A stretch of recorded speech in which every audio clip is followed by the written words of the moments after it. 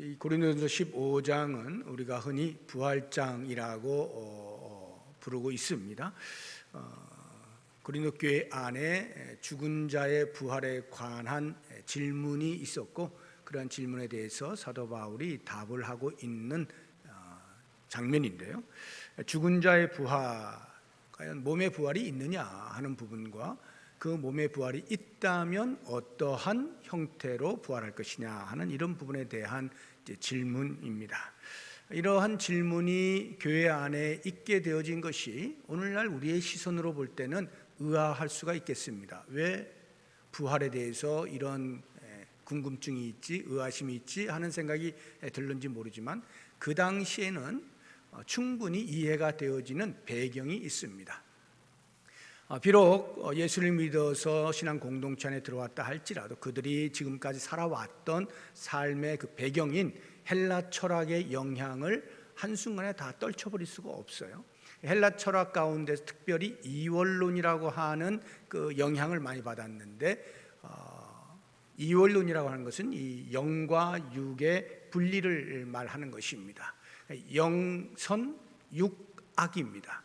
영혼은 선하고 육체는 악하다 하는 이런 이원론의 배경을 가지고 있었던 거예요. 그러니까 이 악한 육체로부터 하루라도 빨리 선한 영혼이 빠져나오기를 기대하는 것이죠. 그렇다고 하면 그 빠져나올 수 있는 유일한 길은 죽음이죠. 육체가 죽어서 드디어 선한 영혼이 자유로운 영혼이 될 수 있다.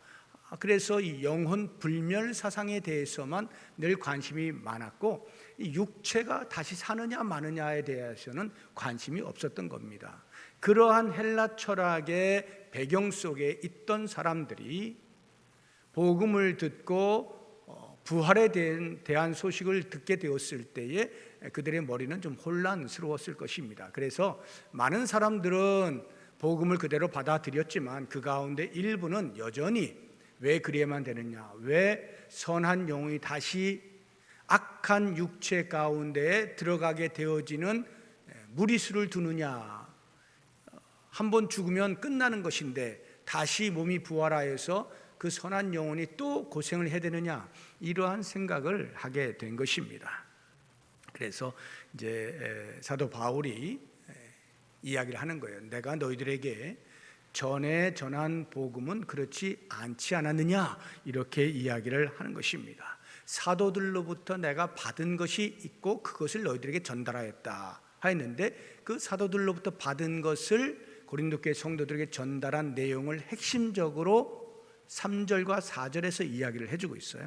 내가 받은 것을 먼저 너희에게 전하였노니 이는 성경대로 그리스도께서 우리 죄를 위하여 죽으시고 십자가에서 돌아가신 것, 그리고 4절 보면 장사 지낸 바 되셨다가 3일 동안 장사 지낸 바 되셨다가 성경대로 사흘 만에 다시 살아나신 것, 그리스도의 부활, 그리스도의 죽음과 부활, 이것이 복음인데 사도 바울이 그것을 고린도 교회 성도들에게 전달한 것이고, 근데 그것을 꼭 붙잡지 못하고 여전히 그 헬라 철의 영향 아래서 흔들렸다 하는 것이죠. 근데 그런 사람들에 대해서 너희들이 왜 내가 전한 복음을 꽉 붙잡지 못했느냐, 이렇게 이야기를 하는 것입니다. 그런데 지금 고린도 교회 성도들의 머릿속에는 그리스도의 부활이 문제가 아니에요. 성도들, 자기들의 이 악한 육체, 이것이 죽어서 다시 부활한다면 그래도 되는 것인가 하는 이것이 문제거든요. 그런데 왜 사도 바울은 몸의 부활, 성도의 몸의 부활에 대해서 직접적으로 설명을 해주지 않고 그리스도의 부활, 십자가의 죽으심과 그리스도의 부활을 먼저 이야기를 했을까 할 때, 그것은 그리스도의 부활이 모든 성도의 부활의 보증이 되기 때문에, 다시 말하면 온 성도의 부활에 대한 첫 열매가 그리스도의 부활이기 때문에 그렇습니다. 20절을 한번 보십시오. 그러나 이제 그리스도께서 죽은 자 가운데서 다시 살아나사 잠자는 자들의 첫 열매가 되셨도다, 이렇게 하죠. 그래서 그리스도의 부활을 먼저 언급을 하고 있는 것입니다. 그러면 바울은 그리스도의 부활을 어떻게 증명하고 있는가? 그리스도의 부활을 일단 증명을 해야 그 다음 성도의 몸의 부활에 대한 이야기도 할 것 아니겠어요? 그래서 바울이 이미 전에 다 이야기한 것이지만 꽉 붙잡고 있지 못하는 그 고린도 교회 성도들을 위해서 다시 한번 설명을 해주는 겁니다. 그리스도의 부활은 이러이러하기 때문에 확실하다라고 하는 말씀을 세 가지를 이야기해 주고 있는데, 그 첫 번째가 그리스도의 부활은 예언의 성취라고 이야기를 해주고 있는 것입니다. 4절을 보시게 되면 장사 지낸 바 되셨다가 성경대로 사흘 만에 다시 살아나사, 죽으신 것도 성경대로 죽으셨지만 다시 사신 것도 성경대로 다시 사셨다. 여기 성경대로라고 하는 말이 예언의 성취, 즉 구약에 이미 그리스도의 다시 살아나심, 죽으심과 다시 살아나심에 대하여 예언을 해놓으셨는데 그것이 예수님께 있어서 성취가 된 것이다, 이렇게 가르쳐주고 있는 것입니다. 과연 구약에 이와 같은 그리스도의 죽으심, 그리고 그 이후에 3일 만에 다시 부활하실 것에 대한 예언의 말씀이 있느냐 하는 부분을 우리 신약의 구약을 인용한 것을 찾아보면서 우리가 한번 살펴보겠습니다. 사도행전 13장 34절 35절인데요. 또 하나님께서 죽은 자 가운데서 그를 일으키사 다시 썩음을 당하지 않게 하실 것을 가르쳐 이르시되 내가 다윗의 거룩하고 미쁜 은사를 너희에게 주리라 하셨으며, 또 다른 시편에 일렀으되 주의 거룩한 자로 썩음을 당하지 않게 하시리라 하셨느니라. 이렇게 다윗의 입을 통하여서 먼 훗날 오시게 되질 메시아는 썩지 아니하는 몸으로 부활하시는 것에 대한 예언의 말씀을 이미 해 놓으셨다, 이렇게 이야기하는 것입니다. 그래서 이 예수님의 부활이라고 하는 것은 하나님의 오래된 섭리로서의 결과라고 하는 것을 이야기를 해주고 있습니다. 이 예언의 성취를 위하여서 이제 우리가 이것이 과연 정말 예언의 성취냐라고 하는 것을 예수님의 한 행동을 통해서 또 볼 수가 있는데, 예수님이 부활하신 이후에 제자들을 찾아가시잖아요. 그런데 그 가운데에서 도마가 한때 없었던 때가 있어요. 그래서 다른 제자들은 다 예수님이 부활하셨다 말하고 있는데, 도마는 내가 눈으로 직접 보거나 손으로 직접 만져보지 않고는 못 믿겠다라고 하니까 그 다음 모임 때에 예수님께서 도마가 있을 때에 찾아오시죠. 그리고는 도마에게 하신 말씀이 있습니다. 요한복음 20장 29절에 다 이제 보여주시고 확인을 시켜주신 다음에 이렇게 말씀하셔요. 너는 나를 본고로 믿느냐? 보지 못하고 믿는 자들은 복되도다. 이게 무슨 말일까요? 본고로 믿느냐? 지금 도마가 봤잖아요. 예수님, 부활하신 예수님을 다 봤어요. 창자국, 못자국 다 봤단 말이에요. 너는 본고로 믿느냐? 보지 못하고 믿는 자들이 복되다. 그럼 보지 못하고 믿는 자들은 누굴까요? 어떻게 해서 믿을 수가 있을까요? 그것이 바로 성경에 이미 예언되어진 그 말씀을 그대로 받아들인 사람, 예언이 성취되었음을 그대로 인정하는 사람, 이런 사람이 복되다라고 말씀을 하시면서 도마를 책망하는 모습을 볼 수가 있어요. 다시 말하면 예언의 말씀이 있었음에도 불구하고 도마는 그것에 대하여 확신을 갖지 못한 거예요. 무감각하고 불신앙적인 태도를 보인 거죠. 그것에 대하여 예수님이 책망을 하시는 거잖아요. 그런 모습을 보게 되어지면 이 예언의 성취라고 하는 것은 역사적인 사실로서 하나님의 섭리 안에서 일어난 것임을 우리가 분명히 볼 수가 있고, 사도 바울이 그것으로 그리스도의 부활을 증명을 하고 있는 것입니다. 두 번째는 수많은 증인들이 있다는 것으로 증명을 하고 있어요. 5절 이하를 한번 보시면 게바에게 보이시고, 부활하신 주님께서 게바, 베드로입니다. 베드로에게 보이시고 후에 12제자에게도 보이시고 6절에 그 후에 500여 형제에게 일시에 보이셨고요. 그 중에 지금까지 대단 살아있고 쭉 7절 보시면 그 후에 야고보에게 보이셨고 그 후에는 모든 사도에게 보이셨다. 이렇게 해서 수많은 증인들이 있다는 것을 말함으로써 그리스도의 부활이 사실임을 가르쳐주고 있습니다. 그 당시에 예수님이 부활했을 때의 그 부활이 거짓이라고 주장하는 유대인들에 의해서 나타난 설들이 환상설이다. 그런 제자들이 실제로 부활하신 주님을 본 것이 아니라 환상 가운데 본 것이다 라는 말들이 있었는데, 그것을 일축하는 거예요. 왜냐하면 이렇게 수없이 많은 증인들이 동시에 환상 속에서 예수님을 볼 수는 없는 거 아니에요. 그러니까 환상에서 일거에 일축을 하는 것이고요. 또 다른 하나는 기절설 또는 도적설이 있어요. 기절설이라고 하는 것은 예수님께서 완전히 죽은 것이 아니라 기절했는데 다시 살아난 거다, 기절했다가 다시 깨어난 거다, 이렇게 이야기하는 것들이 있지만 그것도 역시 전혀 사실이 아니죠. 예수님은 이 관절도 꺾지 않고 그냥 십자가에 내려왔거든요. 죽음이 확인되었다 이 말이에요. 그러니까 이것도 말이 안 되는 것이고요. 도적설이라고 하는 것은 예수님의 시체를 제자들이 훔쳐갔다는 거예요. 그리고는 부활했다라고 이렇게 거짓 소문을 퍼뜨렸다는 것이죠. 그런 것들도 말이 안 되는 것이, 예수님의 십자가 앞에서 모두 다 도망갔잖아요. 그런 겁쟁이들이 갑자기 어디서 그런 용기가 나서 죽은 시체를 훔쳐놓고 예수님 부활하셨다고 하면 자기들의 생명이 위협을 받는데도 불구하고 일어설 수 있는 아무런 근거가 없죠. 그건 불가능한 거예요. 그러니까 말이 안 되는 것들이죠. 이러한 것들을 이 많은 증인들을 통하여서 사도 바울이 예수님의 부활은 사실이다 하고 이렇게 가르쳐주고 있는 거예요. 그리고 무엇보다도 이제 자기 자신의 경험을 이야기하는데요. 8절 이하를 보시게 되면 맨 나중에 만삭되지 못하여 난 자 같은 내게도 보이셨느니라. 그래서 사도 바울 자기 자신을 가리키는 겁니다.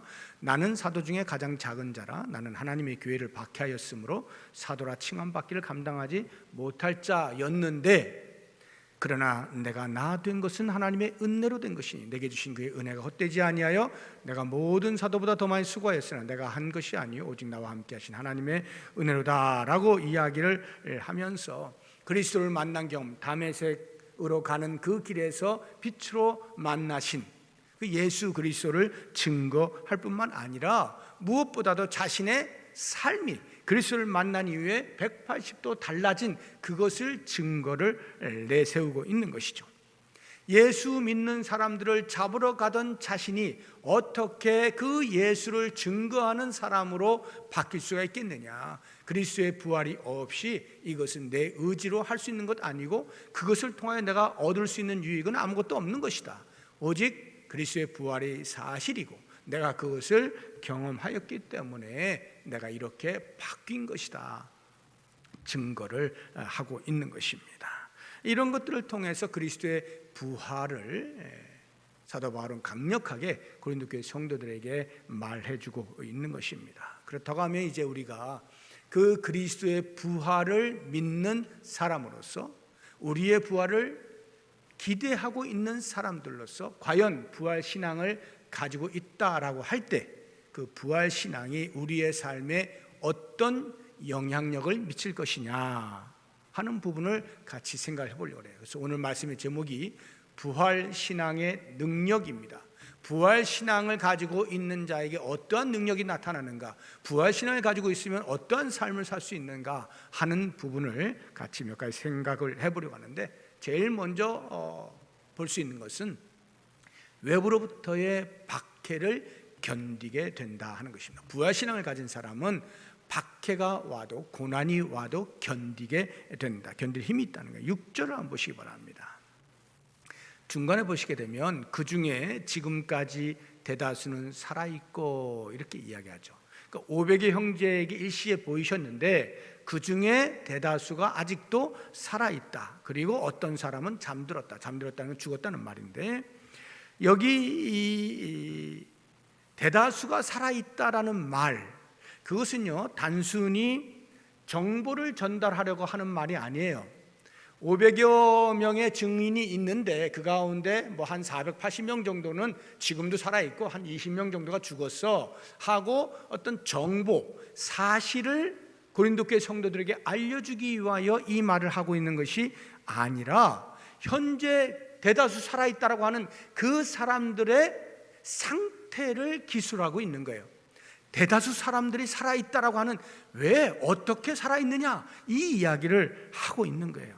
무슨 말이냐면 그리스도의 부활의 증인들이잖아요. 지금 500여 형제들이 그 가운데 대다수가 살아있다, 이 말은 부활의 증인으로 여전히 그 자리를 지키고 있다, 이런 말입니다. 그 당시를 보시게 되면 그리스도의 부활이라고 하는 것을 이야기할 때 유대인들로부터 심한 박해를 받았습니다. 이미 우리가 사도행전을 통하여서 그 초대교회 당시에 사도들이 얼마나 그 부활을 증거하다가 유대 종교 지도자들에 의해서 핍박받았는지 잘 알고 있지 않습니까?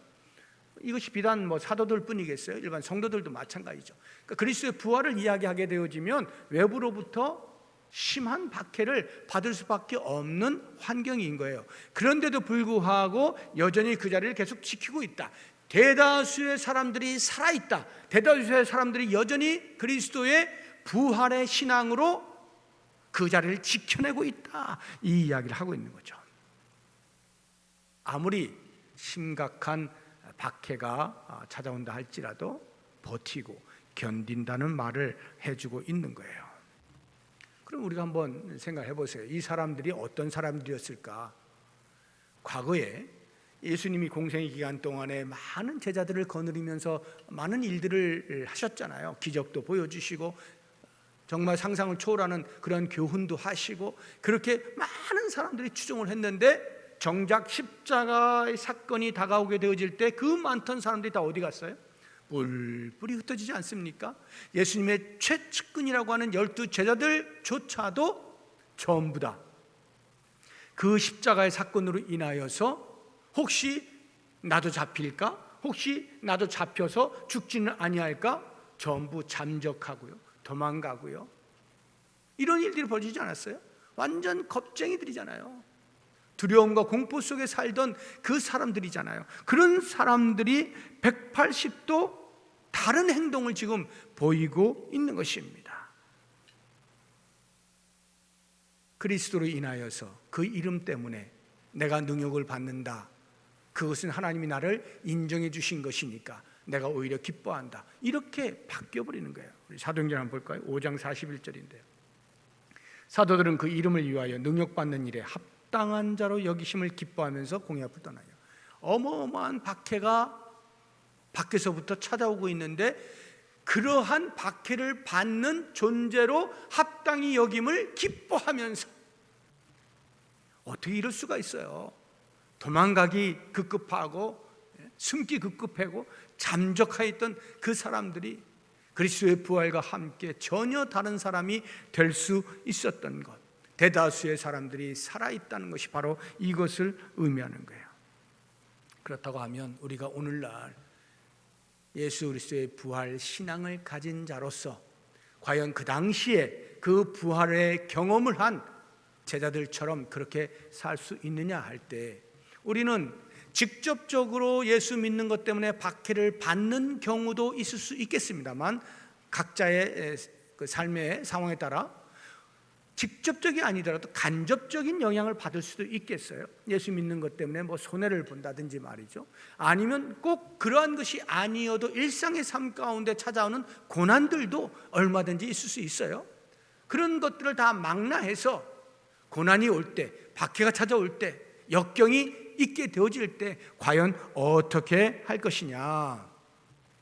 부활신앙을 가진 사람은요, 상황을 보지 않습니다. 그리고 부활의 주님을 바라보는 거예요. 우리 히브리서 12장 2절 한번 보겠습니다. 믿음의 주요 또 온전하게 하시는 이인 예수를 바라보자. 그는 그 앞에 있는 기쁨을 위하여 십자가를 참으사 부끄러움을 개의치 아니하시더니 하나님 보좌 우편에 앉으셨느니라. 십자가의 그 부끄러움을 개의치 아니하시고 끝까지 참으시고는 결국에는 하나님 보좌 우편에 앉으셨대요. 십자가와 하나님 보좌 우편의 그 승천 사이에 뭐가 있어요?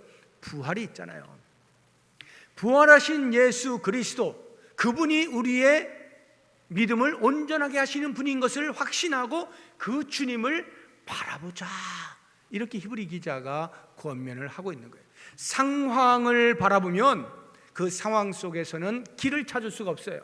그 상황은 우리에게 답을 주지 않아요. 상황은 그저 우리를 더 깊은 나락으로 빠지게 하는 늪에 불과합니다. 그러므로 우리는 고난이 찾아올 때, 역경이 올 때, 박해가 올 때 그 상황을 주시하면서 어떻게 하면 이 상황이 조금 덜어질 수 있을까? 어떻게 하면 상황이 좀 바뀔 수 있을까에 관심을 갖는 것이 아니라 상황을 그냥 놔둔 채 예수 그리스도, 우리의 믿음을 온전하게 하시는 그 예수 그리스도를 바라보는 것으로서 모든 고난과 역경과 박해를 극복해낼 수 있다 하는 것이에요.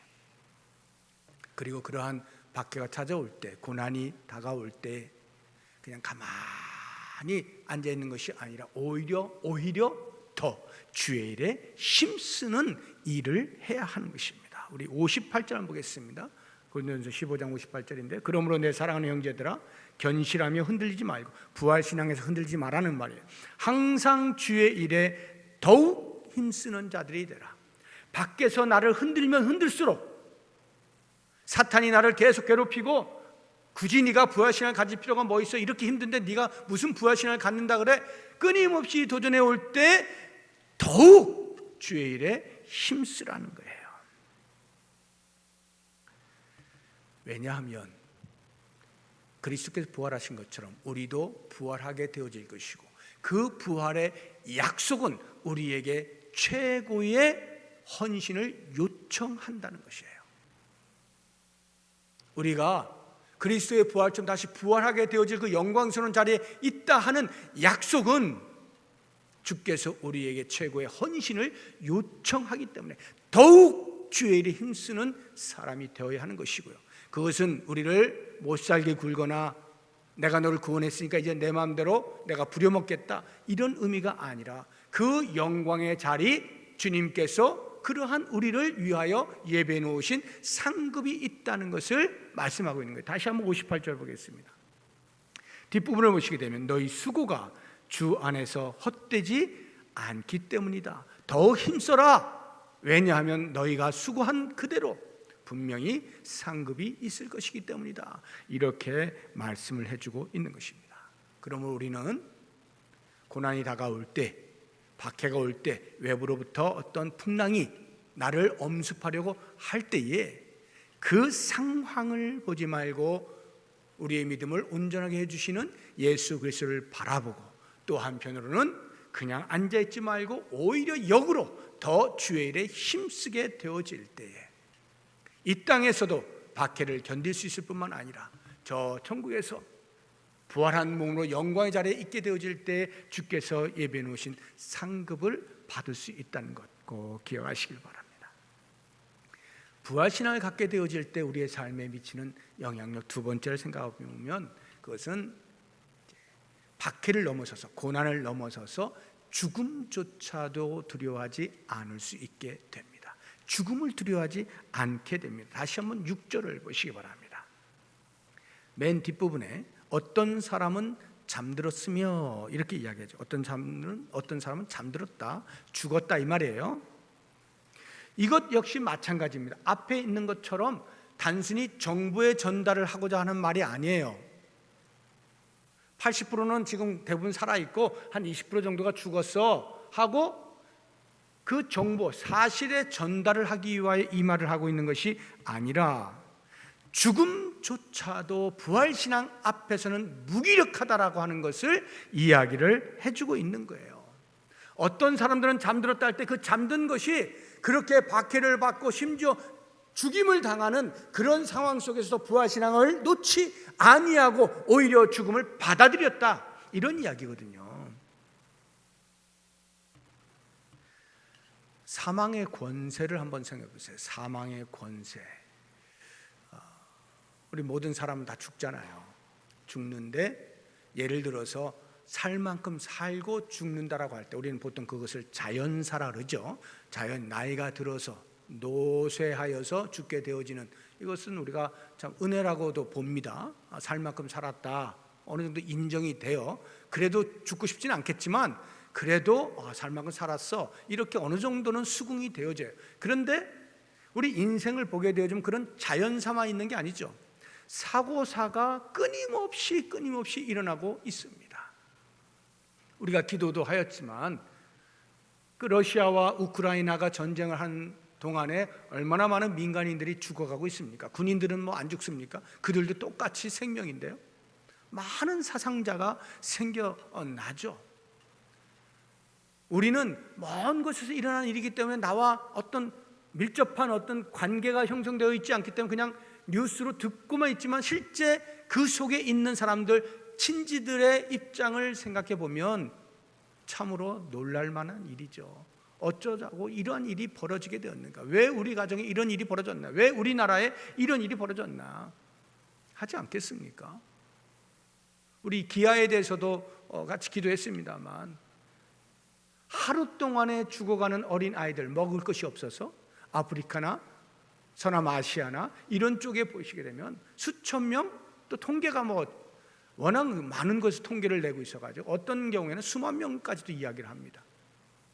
그렇게 끊임없이 조금만 먹을 것이 있어도 죽지 않을 아이들이 그 먹을 것이 없어 죽는 일들이 벌어지고 있는 것입니다.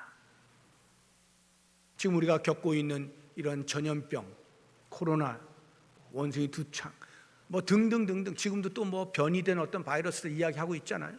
끊임없이 이러한 것들이 주기적으로 찾아오고 있지 않습니까? 그냥 죽는 거예요. 그런가 하면 뉴스 가운데에서 이러저러한 이유로 살인 행위들이 많이 일어나고 있잖아요.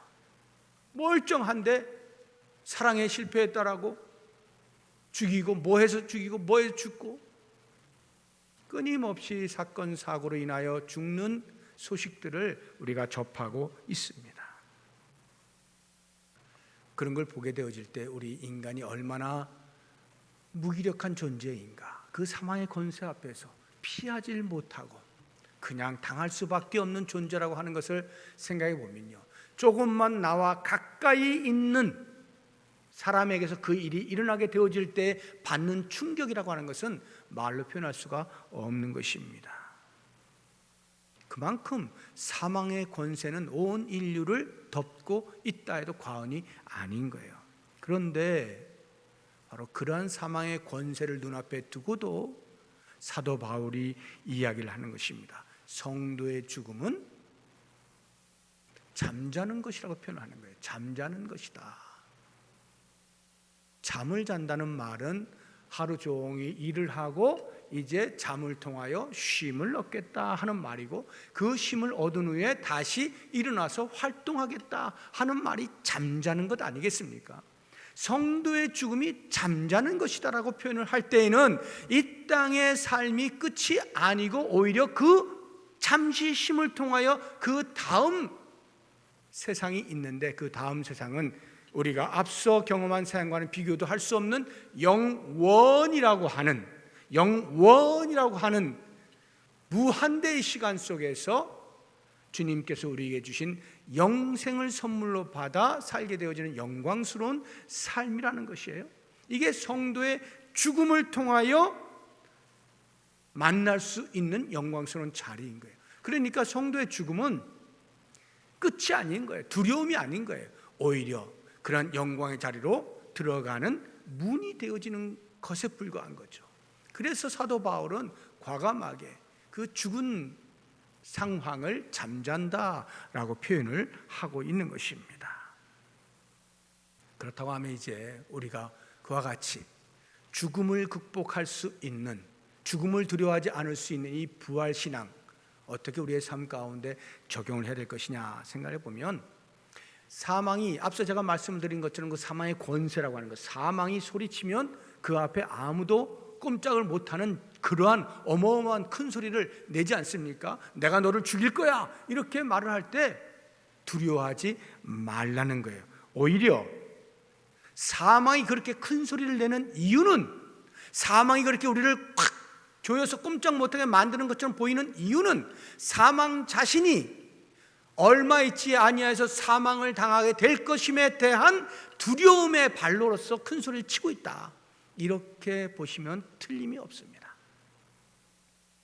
왜 이렇게 사망이 우리를 억누르고 있는가? 그것은 사망 자체가 무너지게 되어지는 것을 알고 있는 사망이 마지막 몸부림을 치는 거예요. 끝까지 자기 자신을 보호해보고자 하는 방어 기제로서 큰 소리를 치고 있는 것이다. 그렇다고 하면 성도는 그 사망에 대해서 어떻게 될 것이냐? 사망아, 너의 쏘는 것이 어디 있느냐? 사망에 대하여 사망 선고를 선포할 수 있어야 되는 거예요. 한번 말씀을 보시죠. 사망아, 너의 승리가 어디 있느냐? 사망아, 내가 쏘는 것이 어디 있느냐? 사망이 쏘는 것은 죄요, 죄의 권능은 율법이라. 해서 큰 소리를 칠 수 있어야 돼요.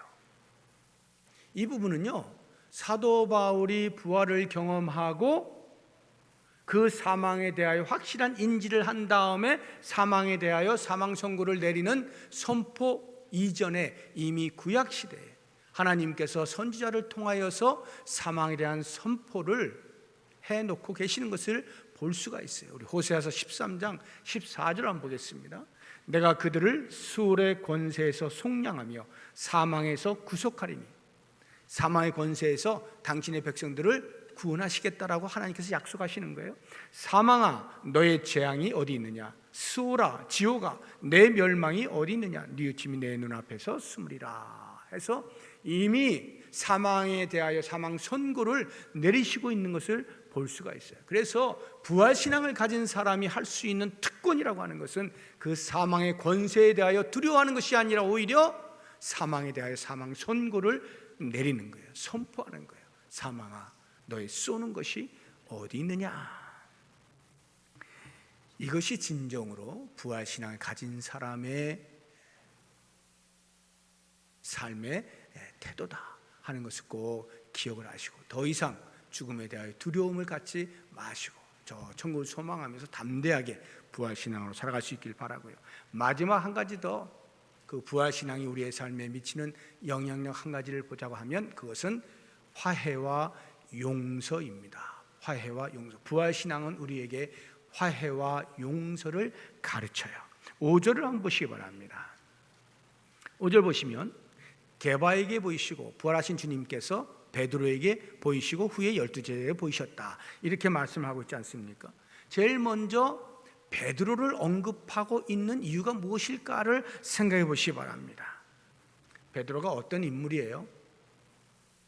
예수님께서 십자가에서 못 박혀 죽으실 때 그렇게나 예수님의 수제자로서 예수님을 사랑하고 예수님을 끝까지 따라갈 것이고 예수님이 그런 십자가에 돌아가시지 않도록 자기가 지켜줄 것이고 큰 소리 땅땅 치던 믿음의 사람이었잖아요. 그런데 정작 예수님이 붙잡히셔 끌려가시게 될 때에 전면적으로 부인을 못하고 멀찍이 따라가지 않습니까? 그러다가 결국에는 불을 쬐는 중에 어린 여종이 너 예수님과 한패지라는 말에 그 말 한 번, 두 번, 세 번씩이나 예수님을 부인하는 실패자잖아요. 겁쟁이잖아요. 죽을까 봐 겁이 나서 예수님을 모른다라고 부인하게 되어진 그런 인생의 실패자 아닙니까? 그런데 그 실패자를 어떻게 해요? 부활하신 주님께서 다시 찾아가셔서 만나주시고 그 실패자를 품으시는 거잖아요. 그리고 그에게 다시 새로운 인생에 대한 기회를 주시지 않습니까? 너무나 놀라운 사건이에요. 바로 이것은 신앙 공동체를 형성하고 있는 성도와 성도가 과연 다른 사람에 대하여 어떠한 태도를 품어야 하는 것임을 가르쳐주고 있는 거예요. 예수님께서 실패자를 품으시고 용서하시고 다시 새로운 기회를 부여하신 것처럼 성도는 또 다른 성도에 대하여 이와 같은 화해와 용서의 마음을 가져야 한다. 이게 부활신앙이다 라고 하는 것을 말씀하고 있는 것입니다. 부활의 주님이 나를 품으셨잖아요. 베드로를 품으신 것처럼 나 같은 죄인을 품으신 거 아니에요? 그러면 그 부활의 주님은 나뿐만 아니라 너에 대해서도 다른 성도에 대해서도 여전히 품으셨다는 사실을 우리가 잊어서는 안 돼요. 10절을 한번 보세요. 그러나 내가 나 된 것은, 사도 바울의 말입니다. 내가 나 된 것은 하나님의 은혜로 된 것이다. 예수 믿는 사람을 잡으러 다니던 그 파렴치한 인간 바울을 예수님께서 품으셨잖아요. 용서하셨잖아요. 그런 것처럼 그 누군가도 역시 마찬가지로 버러지 같은 인생인데도 예수님께서 품으신 거예요. 내가 나 된 것은 하나님의 은혜로 된 것이다. 이 성도도 그렇게 고백하고 저 성도도 그렇게 고백하고 그 성도들을 전부 예수님이 품으신 거예요. 그렇다고 하면 성도와 성도의 사이에서는 어떠한 태도를 가져야 할 것이냐? 역지 역지사지를 하라는 거예요. 역지사지. 예수님께서는요, 베드로를 품으실 때 역지사지적인 용서를 하신 게 아니에요. 예수님은 역지사지가 필요 없으신 분이에요. 왜냐하면 예수님께서 베드로의 잘못을 품으실 때, 야 베드로야, 내가 너 잘못한 거 품었다, 너 기억하고 있어라. 그래서 혹시 내가 너에게 잘못한 일이 발생하게 되면 네가 용서받았던 때를 생각하고 나도 좀 품어주어라. 그래서 베드로를 품으신 게 아니에요. 그런 역지사지가 필요 없는 분이에요. 왜? 예수님은 완벽하신 분이기 때문에. 처음부터 베드로에 대하여 예수님은 조금의 실수를 하지 않는 분이에요. 완벽하신 분이에요. 그 이후의 삶도 마찬가지예요. 예수님은 베드로에게 실수하실 일이 없으신 분이에요. 그런 분이, 다시 말하면 베드로를 용서하지 않는다 해서 어느 누구도 왜 좀 대범하게 품지 못했을까 이렇게 말을 할 이유가 없는 완벽한 배신자, 실패자예요. 그냥 그대로 책임을 물어도 아무 문제가 없는 베드로를 마음을 열고 그에게 다시 한번 품어 기회를 제공하신 완벽하신 예수님의 용서. 우리 인간들은요, 예수님을 닮아가는 존재이지만 그렇게 완벽한 용서를 하기는 참 어렵습니다. 한계를 가지고 있기 때문에 그래요. 해보려고 하지만, 닮아보려고 하지만 한계가 있기 때문에 그게 잘 안 됩니다. 그래서 제가 말씀을 드리는 거예요. 역지사지만 해도 굉장하다. 예수님을 온전히 따라가지 못해요. 예수님이 보여주셨던 그 완벽한 용서를 우리가 똑같이 구현할 수는 없어요. 그러나 적어도 역지사지는 한번 해보자. 무슨 말이에요? 내가 누군가를 볼 때에 그 사람, 저 허물, 그 허물에 대해서 지적을 하고 싶고 그 허물을 말하고 싶은 일들이 발생해요. 또는 어떤 사람의 태도에 대해서 내가 분노가 일어나요. 어떻게 저럴 수가 있어? 이런 분노를 일으킬 수가 있어요. 그럴 때 어떻게 하라는 거예요? 역지사지를 해보라는 거예요. 내가 누군가의 허물이 보이고 내가 누군가의 행동에 대하여 분노가 일어난다는 것은 곧 누군가도 나의 허물을 볼 수 있다는 것이고 누군가도 나에 대하여 분노를 품을 수 있는 것이로구나 하는 것을 생각하자는 거예요. 그러면 그런 일이 발생하게 되었을 때에 누군가가 나의 허물을 보고 지적을 하고 비난을 하고 분노를 일으킨다라고 할 때 내 마음이 어떻겠어요? 그거 좀 용서해 주면 내가 다시 잘할 수 있을 텐데 그것까지 그렇게까지 나에게 비난을 해야 되겠는가? 그렇게까지 나에게 분노를 불러일으켜야 되겠는가? 좀 받아주면 안 돼? 라는 마음이 들지 않겠어요?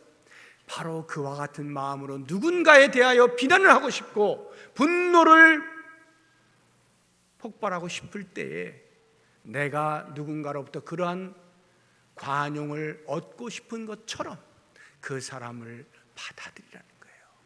용납하라는 거예요. 용서하라는 거예요. 이게 역지사지예요. 이러한 역지사지만 우리가 할 수 있다 하더라도 공동체 안에 부활신앙을 가진 사람들의 모임 속에 많은 부분이 해소됩니다. 많은 부분에서 원망과 불평이 사라집니다.